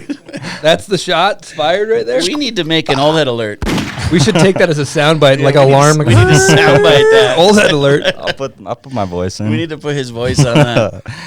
But yeah, I don't know. Like, you know, we get that vibe from people sometimes, but it's like, come on, dude. Like, go out on the road for 50 days. Like, see what you got, you know? Like, we're out here, like, literally just grinding for ourselves. And, like, we see a spot, like, we're not going to pass it up, you know? Like, we want to see the homies get clips at all times, you know? So it's like, and we don't have a fucking bulldozer to fucking to bring in, like, tons of snow, bro. That's the correct answer. Come on. Like, shit. You don't got a dozer yet in the budget? Ah, shit. Maybe we The should. dust box Soon man enough. with a big old bulldozer. Getting We should get a GoFundMe going to get the dust box Dust box bulldozer. a really big one. That's the next vid. Tommy Towns is in there running the dozer. That'd be perfect. Big old gap in his teeth. Oh, it'd be a blessing. Well, you know, my theory too, I was actually, I think we've talked about this, but I'm going to beat the dead horse. But I feel like the generation that we grew up in with video parts, it was different because it was like, you know, you get like 20 some odd shots for your part. It's like you're in this movie. It's not you guys are more of a vibe, right? Your whole thing's like a vibe. Ours was like, we're going to film a part and the part's about me and I need to get my 20 some odd tricks. And every time you get, you know, magazines were huge back then. Like a big part of how you get paid was photo incentive and getting photos in the magazines were much more prevalent. So I think like everything we did was like like the photos that were being, pushed by photographers, like, Buds, if you're jumping on a fat closeout, Buds is fucking drooling like a dog with a steak in front of him. You know what I mean? But like, and now if you look at how it's changed, I feel like you guys, your whole shit, like the mags aren't as popular. It's not as photo driven. And so you guys are more just pulling up like it's a vibe for the whole video. Like it's a whole overall deal. For sure. I don't know if that makes any sense. No, it makes total sense. Like our ultimate idea is just the bigger perspective of Dustbox. We're not out here for ourselves. We're all out here as a team and a family to make shit happen for everybody. Like nobody's selfish out here working for themselves, especially when it's going to a project that we all want to care about and like watch for ourselves too. It's like we're just a family doing our damn thing. Like no one's thinking about themselves. And that's, I feel like, where the vibe comes from. And that's like something that I think anybody listening that's like into making a snowboard movie can take a fucking note of that and say, if a lot of people that have had good success have had mentalities like that in snowboarding, and the people that are only out for themselves tend to just drop off. So it's like, if I got a shot, we got a shot kind of thing, like Straight all up. for one for all for the greater good of the video. Yep. Look at the result. You guys get a video. It's got hundreds of thousands of views. Everybody's rocking with it. You gotta have a crew. You gotta have a crew. Have the crew. Yeah. Bless your friends. Keep them close. Oh, Keep the enemies closer. Oh yeah, that's the technique. Keep Yeah. the enemies closer. Got it. Okay. Noted. Watch the fuck out. The pub beer is kicking in. We're going to talk to you guys about a brand that is making this show happen called Pub Beer, which Cody Warbs seems to be just kind of crushing can right now. How those things going down? Delicious every time. Those things keeping you hydrated, lubed up? I guess so. Chatterbox? Yeah, we got a couple more coming down soon enough. Perfect lubrication here at the noon fest at the bomb hole. Yeah, a little midday beer. Yeah, little mid-morning, mid-afternoon, early afternoon beer. Why not? You crack one, buds. It goes good in the booth. I cracked one. Cheers. Cheers. It goes good, up on the snowboard hill. I mean, it's beer. It's You don't beer. even really have to advertise it, but we do. It's 'cause cheap. delicious. It's cheap, I like fun that. beer. Now, with that being said, let's get into the Pub Beer crapshoot. Welcome to the Pub Beer Crapshoot. Dice. All right, here you got. There's some dice right here. The Goon Where's Gear's the a third? 6. There's 2. You're just rolling 2, and then We're not shooting some CeeLo here? We could, but today I got no dollars. we're rolling 2 dice. I like that. I don't think he has the Goon Gear dice. he's but got 1 Goon Gear, 1 regular one. Okay. Mega dice. Roll that thing out, and I'll tell you what you got to do. Double 5. 10. 10. Perfect 10. What's the biggest prize check you've ever won? Ooh. Prize check. Fuck. I maybe got There's a correct answer. Is there? Is no prize check. Exactly. I think I got some money from a PBRJ one time at Keystone, but How many biscuits we talking? dude, like $200. It's a fucking money check. Mm-hmm. Yeah. Was it oversized? No.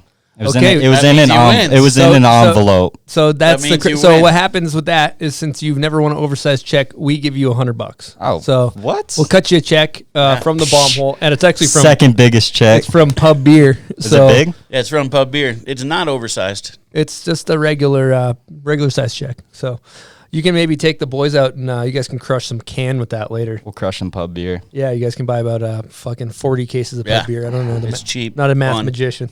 10% rule's a real thing. So let's talk bisque for a little bit. How's the bisque in the navigating the landscape? I know we don't like to talk current bisque, but he doesn't really have a lot of previous bisque to shed light on. So how Except is that $200 in an envelope. yeah? That's all I need, How really. is it as a young boxer? Or just a young snowboarder in young general. snowboarder? Right? How is the landscape financially? Kids getting paid these days? Not really. It's dog shit. Like I said, we're making our own product to make our own bisque, Making your own lane. And that's honestly the only bisque that matters at this point, Like, more product we sell, the more trips we can go on, Mm-hmm. But we need more support. Where the fuck you at? K2, support the gang now. Says the guy who rides for Sims. Yeah, exactly. I'm looking out for the homies, man. That's the gang. But yeah, Bispy flowing in and out, you know, staying alive. That's about it. Okay. Kids are eating. It's almost like a Louis Vito kind of answer. A little bit of a dodge. Yeah, I'll be fading in the background. A little bit of a dodge, but we'll take it. Let's hit a guest question from Reid. What up, Bombhole? What up, Code?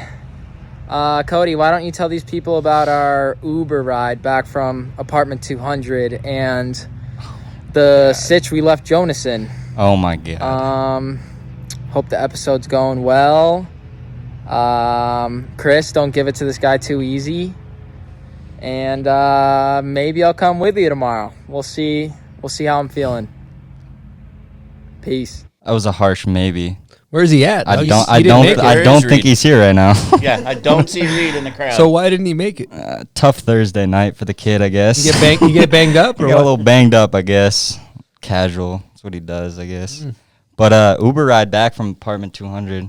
Me and Reid, Jonas, and Brett Koulos are outside. It's probably like 3 a.m. at this point. And we were looking for an Uber ride. You're in Montreal, right? We're in Montreal, yep. And we're standing out by the curb, like waving down Ubers, like trying to. I don't even think anybody called it actual Uber. We're like basically looking for a taxi at this point. And this guy pulls over, and we all just hop in the car, like, you know, it's 3 a.m. Not really sure what's going on at that point, but we hop in the rig and we get taken home. And when we get home, this guy's asking for like an absurd amount of cash. Like, we thought someone ordered the Uber, so we were like, oh, like it's paid for or whatever. But this guy's like, no, like, you guys need to give me cash right now, like, or you're not getting out of the car. Is he Russian or is that French Canadian? That was my attempt at a French Canadian right there. But anyways, I look at Reid and I was like, yo, just get the fuck out of the car. Like, we're dipping. We're busting this shit right now. We bust out of the car with Brett Koulos, and Jonas, Mr. Nice Guy, just sits in the front seat with this guy. So we all take off, and we're literally standing on the curb, and we just watch Jonas get taken off with this dude. Like, literally, homie just skirts out of the place. And we're like, oh, fuck. Like, we had no idea what to do. And Jonas, like, calls us, like, 5 minutes later, like, dude, this guy's, like, taking me, like, random places. We're just, like, swerving around the block. Like, he's asking for cash. Like, I don't know what to do. And he ended up, like, taking Jonas to an ATM and taking out, like, $100 or some shit. Like, we just ditched the homie. But Jonas ended up, like, paying for it. And, yeah, honestly, a dickhead move on our point. But, like, did you actually owe him $100? Yeah, we. I mean, taxi situation. But I don't even That's think an I don't even expensive think it was a taxi. I think it was just some random guy like looking for cash, like trying to take people home at night. It seems sus as hell. Like, I don't know what the fuck was going on. But yeah, Jonas was terrified. He had no idea what was going on. Shout out Jonas for that $100. I'll Venmo you. I also heard another story about you basically your ID situation is interesting. You were driving through somewhere in the Midwest and you got pulled over? Yeah, we're about like 20 minutes from Chicago. I'm driving the white van, chains, and I was rolling up weed while driving like a dumbass, like how I do. And we get the fucking flashing lights behind us, and we get pulled over. I like toss my shit in the back, and like this guy like came up to our van, like shook. Like the cop was actually like seems scared to like pull up to our van because our van's like so sketchy looking. And he like rolls down the window, or we roll down the window, and we're like talking to him. I knew my ID was expired, and I like gave it to him. He like goes back to the van for probably like, or his car for like 30 minutes, dude. Like we were just sitting there. Meanwhile, the other van like passes us, and like Mo's calling us like, "Are you guys okay? Like what the fuck's going on?" Like I was pretty shook, but he ended up like coming back and like just staring me in the eyes and like, "You know this ID's expired, right?" And I was like, "No, like sorry, dude. Like I have no idea. Like I didn't know or whatever."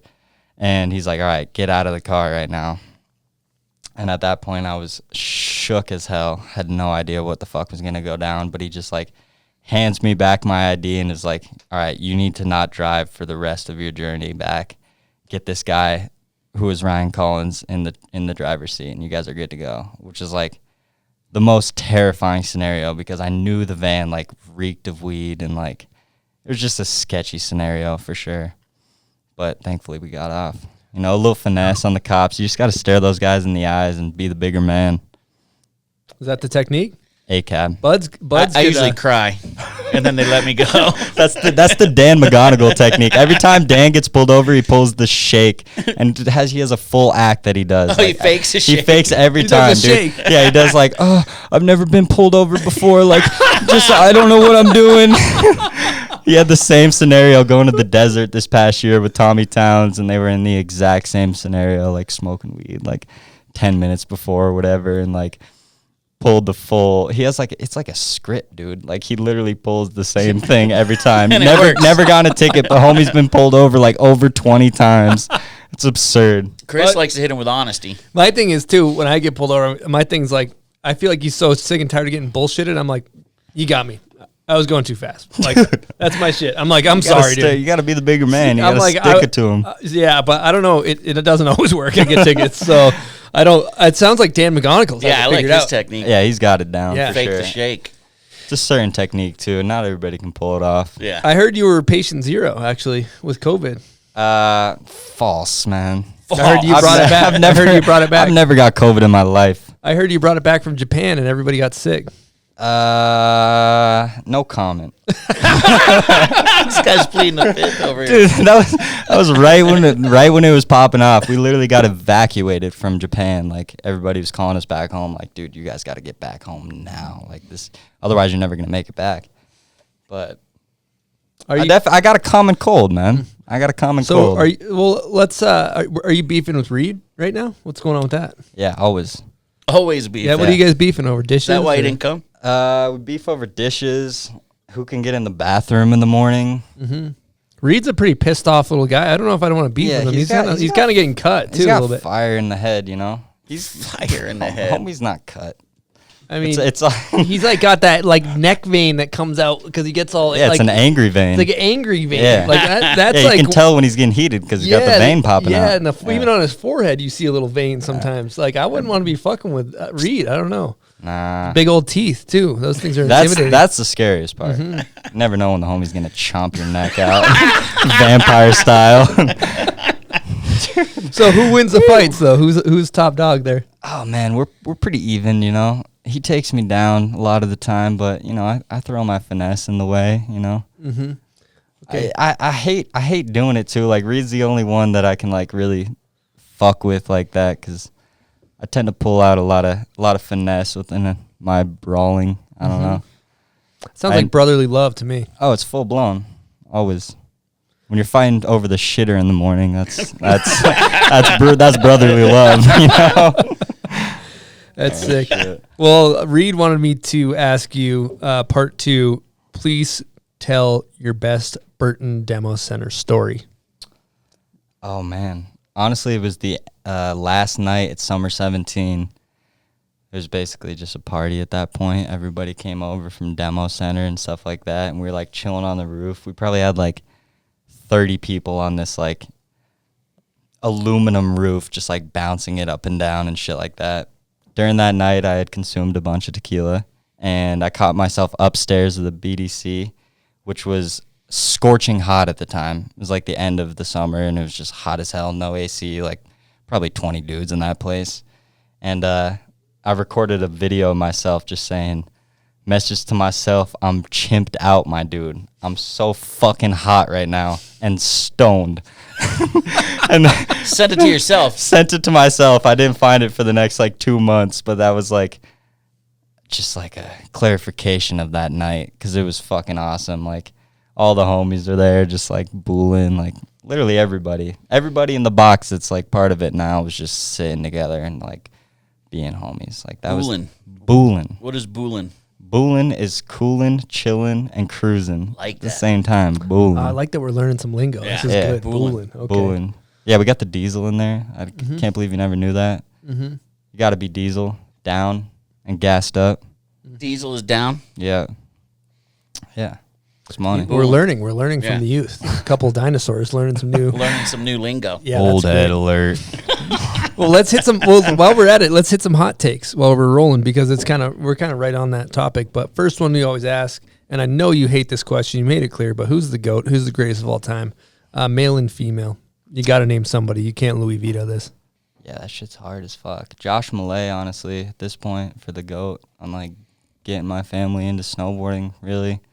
It's perfect. And female GOAT, Barrett Christie, helped me a lot throughout my time. Shout out Barrett Christie. Fuck, that's a great Good answer. answer there, yeah. All right. Hot take, studded snows. Mandatory. Okay. What do you think about Quebec City? Trash. Go to Montreal. It's too cold there. Slush or torment? Torment. Quick. Love you, slush. Quick on that. Beaver slap Love you. or no beaver slap in the lift line? Beaver slap. Yeah, you got to be slapping Beaver. Whack his company. K2, support the fucking gang. I'm just kidding. I'm throwing out too much heat. Dopest snowboard company you don't ride for? Burton, throw me a contract. I'm kidding. You can't say that. I'm kidding. That'll get him in trouble. I think he's actually good. I don't think Jordan gives a shit about that. Yeah, you're probably right. Nah, he knows what the fuck going on. You know Sims is where it's at. Well, right along the lines, I got a great guest question from your boy, Jay Brown. Speaking of Sims. Hey, Bombhole. This is Jordan Brown. Cody, I have a question for you. Who would win in a fight, ABSD or Dustbox? Oh, my God. Shane, if we all ganged up on you, honestly, 3 of us versus your ass, we got you. And we will be scoring more than you know. Shout out ABSD. Come on. It sounds like you were kind of just saying you're going to dominate, though. Oh, yeah. Full domination. Okay. Yeah. Don't Explain matter. what ABSD Yeah, what's is. ABSD? ABSD stands for always be scoring, dude. Whatever that means to you, stay scoring. Yeah. Shout out to Shane. Yeah, Shane's the man. Just race Washougal with him. I like that. Okay, we're going to take a break from the show to talk to you guys about Roark and their layover pant collection. Now, it's the original adventure pant. It was designed for transit. It's got an oversized zipper to fit your travel documents and keep them secure, back phone pocket for convenience, laser perforated back panel for breathability. You get no ass sweat with these things. They're a great set of pants, and it's got a full waistband drawstring that eliminates the need for a belt. It's TSA friendly, so you don't hold yourself up at the security line. Now, basically, this pant is kind of made for traveling, and I know you guys have had some wild travel stories in the van with the dust box. What is your wildest travel story in the van with your guys' crew? So yeah, van stories over TSA stories because it's hard to stay in the flights with the crew. You know, we don't got that budge where I was in the van. But yeah, we got stopped at the Canadian border last year filming for I Wanted Most, and Brett Koulas was driving, who puts in a certain amount of hours for the drive, you know. But he seemed to throw off the border control and like made us get out of the van and like have a full-blown search of the van. And they searched for like maybe 3 hours, I guess, and like trying to like search for like weed or drugs or whatever the fuck we were bringing in. And like let it be known that our van is probably the sketchiest looking thing you could like have on the road, like driving wise and look wise. Like that thing is rogue as hell. But I guess the first thing that threw him off was that our side panel, like the one way you're supposed to get into the van, is bolted shut. So you're not allowed to get in through that. So everybody has to pack in through the front door. So they were a little thrown off by that. They're like, this is not legally like okay to have 8 people driving around for the next 2 months in Canada. And they were like claiming that they smelled weed in the car / like all these certain little things. And they ended up pulling all the homies out of the car and like sitting them in like a fucking dark room basically for like a couple hours, and basically tore apart the whole entire car, like tossed everything on the ground, like couldn't find shit. We did have our, you know, there's little zones in the place where we had some shit stashed or whatever. Like they couldn't find it. Yeah, we're going into Canada, which is like that shit's legal in there, but you know, we had our little zones, but they literally shook us down for hours. And we ended up getting away with it, you know, like you just gotta stare those cops in the eyes and fucking tell them what's good. Always. I'm stoked to know you have stash spots that they couldn't find because they're professionals. Man. that's They do this all day long. We're not going to disclose those locations. The thing as well. is you always think you have a good stash spot, but you got to remember these guys are pros. They spend all day ripping apart cars. Yeah. So that's tight. You know what's nice? Like you didn't go to college, right? I did not know. But it's like you got some street smarts. You know how to Street you know how to smarts are get you know learned how to on the get streets. up to Canada with the items you need to go across the border. You got to pick those up. And I think it's legal in both sides, right? But illegal to traffic through the border. Yeah. Illegal drug traffickers. Well, let's talk about your switch. You're pretty much a Mervyn kid your whole life, and then you got kind of you became part of the Sims snowboard program that is like relaunched by, might be the third or fourth relaunch. Keegan and Jordan Brown, and you just seem to fit perfectly with that crew. How did you become a part of the Sims squad, and how are you feeling about it? I mean, that's all love right there. Like, that's family as well. But, yeah, honestly, just a blessing in disguise, Like, I love the Mervyn crew, and that's also family. Like, I was part of their crew for as long as I can remember, really, like, breaking out with, like, starting to, like, do kids boards and, like, running that line for a long time, like, working with those guys to, like, form a solid kids snowboard, because I feel like that didn't exist when I grew up. Like, I was just looking for like proper boards, and I was riding these like kind of crazy Burton boards. I was like, that's all you could get, and I feel like that's changed a lot of things within this past like couple years. Like, kids have fire snowboards to ride nowadays, but yeah, just kind of all like, like I've known Scott for like a long time. Scott Blum. Yep. Big shout outs. And yeah, I've known Jordan for a long time, which he was blessed with this position that he is in now. And I think it all just like came together through like spending time with each other, Like, that's just kind of, I feel like, how everything comes together. And yeah, I'm very blessed to be a part of that for sure. When I look at the team, look at yourself, and then you got Keegan Velika, you got Scott Blum. Who else is you got? Nick Baden. Nick Baden. You know, it's an awesome roster, and you guys all have like a very, for lack of a better term, like kind of like naturalist approach, right? Mm-hmm. The way you guys show up and snowboard at spots, it's like it's very. This is a corny word, but like organic. You're like, look at this awesome thing on the side of the road in Japan. I'm gonna beat it down. It's not like this Dan Breezy, I'm pulling a bulldozer to the spot kind of vibe. For sure, and I feel like a lot of that vibe came from like dust box shit in a way, like I that's like why I was able to like kind of feel like be a part of it, because it's like it's laid back, but it's also like we're out here to fucking get it, and that's like my mindset for the dust box as well. Like, that's why I'm very blessed to be with those dudes where it's like, we're just snowboarding. I'll say it again, it's literally just snowboarding. Like, it's insane.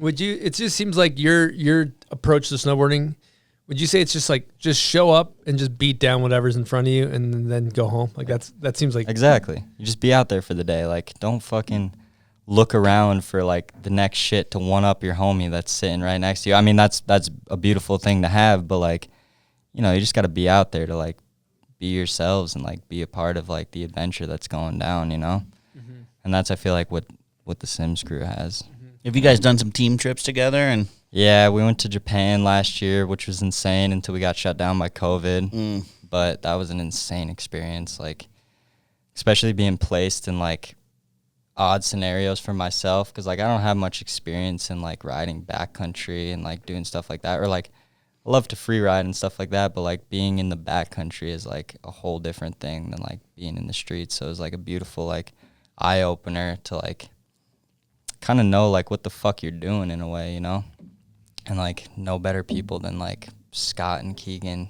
and like John Jackson to like teach you the ways, Mm-hmm. It's insane. That's a heavy crew. It's a crew, fucking especially heavy. in those Japan.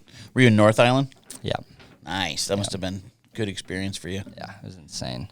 Another Crazy thing too, experience. when I look at you guys riding together, the thing that is so powerful about your guys' crew is that it's just the energy that these guys feed off of each other. Like when for example, going back to this one day at Woodward, I had been looking at the massive kicker all year. I'm going up to chairlift with you guys, and it's like, yo, we hitting the hog, and you just strap in and you just hit the hog. It's like 4 o'clock. Yeah, it's in like the 4 o'clock. afternoon. Like, why weren't we hitting this when it was actually good? Like it's icy and in the shade now, but it's like, all right, I'm trying to get in the mix here. You know, It's just the rhythm of the team, you know? And that do what the homies are feeling. you just get juiced and fucking get some. For the record, Mo is army crawling underneath the cameras right now. Hopefully the GoPro caught that. That'll be tight. The box is slithering back into the Slithering. booth, crawling. That's what we need. Okay, things feel right again. We have the box back in the booth. I like that. It's a settled feeling. Come on. Who do you think sets the energy the highest with the box when you guys are like, for example, riding park? Because that's something everybody's getting in the mix. Oh, man. I mean, it varies from day to day, you know? But the second you get every single one of those homies out there, that day is going to be unstoppable. Like, that day is going to be perfection, you know? And, you know, it's within everybody, you know? Like, I'll go out, like you said, like, I'll link with Dan, and you know we're hitting the big jump. Like, and then I'll ride with Cooper, Roz, and it's like, you know we're, like, sessioning some rails, like, trying to get our shit done, like, fucking having a good time. And then I'll link up with Dean, and you know we're fucking hitting Millie, like we're going to fucking hit some jumps and stuff like that. Like it's a perfect combination of everybody's different vibe that just creates the beauty of the box and show up, Chuck, with the box. And Chuck. How often do you all get to ride together? I mean, all year. All the you know? time. 2 all vans, fucking you just year. go. Yeah, for You sure. ever get sick of these fucking guys? Do you ever get sick? Oh yeah. Who are you the most sick of right now? Reid. Fuck that dude. Just because he's not here. Yeah, I can say it because he's not here. Yeah, he didn't really show up for the team today. Yeah, exactly. I heard Shows a lot. You know what I like about Reid though is that he likes to, like, his vinegar comes from like getting angry. Like I'll say something to him on the chairlift that makes him mad. Yeah. And then he'll like chuck a back 7 like on a 5-foot park jump. For sure. Yeah. You need that though. And that's the energy you can feed off of. Yeah. That's what you like. It's like when you don't have it, you got to pull it from the homies. For you sure. know? For sure. And sometimes you're the one that's setting it, you know? Yeah. You got to be that dude. Otherwise, nothing goes anywhere. Yeah. Rising tide raises all boats. I like say that one a little too much. I've been beating that one You to haven't death said on in a the little show. bit. Oh, yeah. It's perfect. Keep being it. That is a good one. I always wondered this. What's your guys' take on park jumps in the video? It doesn't really happen, you know? Dude, I think... But, I mean, if we had a massive jump, fuck it. Put it in there. I was thinking about this the other day. I grew up watching all the old videos. You like Romaine DeMarchi or whatever. There's like a section in the video of like a fucking big ass park jump. Yeah. And I think that needs to come back. They were big park jumps. Yeah. They were huge. Yeah. I remember watching some video from like some snow park video. Dude, I don't know what it was. Me and Cooper were watching it the other day, but it was the most absurd step down I've ever seen, where the lip was probably like 50 feet wide. I don't know where it was at. It was but Shaun White video? Because Shaun White what- had a crazy build. Oh, man, I forget what it was, but like you see something like that where the jump is just absurd. You're like, yeah, that was fucking badass. Like, I'd Was it love a to super watch park that jump? shit. I remember. I think it was giant a super park step down jump. once. Yeah. Did you say it's Austin, Sweden? Maybe, I don't know. But the lip was like literally Yeah. 50 feet wide, like huge. And I think then I know like, what you're talking about. yeah, like a 100-foot step down. It's like, See, I you think get those- something like that. Those like, need you to come gotta back watch it. and just, I mean, get the whole box and get them on just a hog. You get Southie going front 10. Oh, yeah. You know what I mean? Yeah, we'll get a cab 12 out of Dan any Yeah. day now. We'll put that in for sure. What do we do? Let's get Southie and doing a cab 12. Come on, what are we doing here? We need that. We need because that. actually, the thing about a park jump is it actually captures the energy of a session better than, I know that's like fucking not cool. You're supposed to land in a powder or whatever the fucking shit's going on that people have been doing for 2 decades. But like, I think a good park jump session, like the energy we had that day, Yeah. it's just fucking, the vinegar is pumping through the veins. You're fired up. The neck veins popping. Yep. You're juiced. Yep. You know, like when you're doing a backcountry jump, like 3 people can hit it or 4 or 5. It's like not the And it same. takes hours to do. So I'm pro park jump. Yeah, we'll get some more park jumps in there. Well, let's- That's what the people want. You've been riding for Volcom since you're 7 years old. Yeah. Let's talk about Vico. How's that Insane. That's family. It's obviously been family since day one. Yeah, very blessed to be a part of that. And like, I don't know, it's been like a different, like, it's been a long in and out, you know? And that's just like, that's just the shit. Like, I really don't know anything else at this point. I'm very, very, very blessed to be a part of that gang. Well, that's actually a perfect transition for us to talk about Volcom's one of our sponsors. They do the bomb hole of the week, huh, buds? What are we talking about here? Yo, have you used? How about that dude? Oh, the one who won? Yeah. Which one did you pick? Which guy was it? I picked this guy that busted the biggest tindy of my life, or I've ever seen, and caught his nose directly on the landing, and probably tomahawked like 4 times straight to the flat of the landing. But I was DMing this dude. I forget his name. I would shout him out, but he DMs me back. He's like, "Yeah, dude, like dislocated like 4 ribs and broke my shoulder on that, and then had to hike out like 10 miles." I was like, "Fuck, dude, I'm sorry. I'm glad you could win, but like, shit, I did not know that." Yeah, that's. But shout out to the homie for so being what we're bomb-proof. talking about is the hashtag volcombombproof program we have going on. Basically, we got to talk about Zip Tech a little bit. Have you used Zip Tech? Oh yeah, it's the shit. What's gotta stay strapped. Why is it the shit? Yeah, why is it? Tell us. Well, if you're not buying Zip Tech, you're blowing it, and I know you're cold. I know you're getting snow down your pants and up your shirt, but basically Zip Tech combines your pants to your jacket and keeps you warm. Well, let's take dry. Reid, for example. You know, if he goes snowboarding, he's going to be violently tomahawking, right? Exactly. Lot of He snow. he doesn't land a lot, right? Exactly. He's always eating shit. Yeah, don't be like Reid. Zip Tech up. It's Volcom's patented interface. Sounds like it's a good thing, huh? It's a beautiful thing. So what genius. What he discussed earlier is our Volcom bomb-proof giveaway. Each week, one of the Volcom riders selects a bale of the week, and you get a little bomb hole prize pack combo with some Volcom gear in there. Yeah, right? and a rider gets to pick it. Just hashtag Volcom bombproof. Beautiful collaboration. Who ragdolls hardest on the Volcom team? Just out of curiosity. Reid. Reid? Okay. Reid. No, I'm gonna be tossing shade the whole time. That's my dog. Man, he's been kind of getting it. Reid's been getting it this episode. Hey, he asked for the heat. Yeah. He's looking for the heat to come at me. I'm gonna toss it right at him. I was calling him Young Chirp. He's like, he's not happy with that nickname. I told him that. He doesn't like it. Yeah. That's the nickname you gave him? Yeah, I don't think it's gonna stick though. We'll see. So, what are you rocking for a setup these days? What's your board? We got some snowboards on the feet. Best out. Some fucking strong wood. Go purchase some. Yeah, and we got that Zip Tech all around the body, you know? Volcom. Let's go. Then underneath, you know, we got the dust box product. And yeah, of course on the head as well. What kind of bindings and boots are we rocking these days? Boots are all over the place right now. We're trying to figure out what's going on there. But shout out Union Bindings as well. Been around since day one. Shout out Johan at the gang.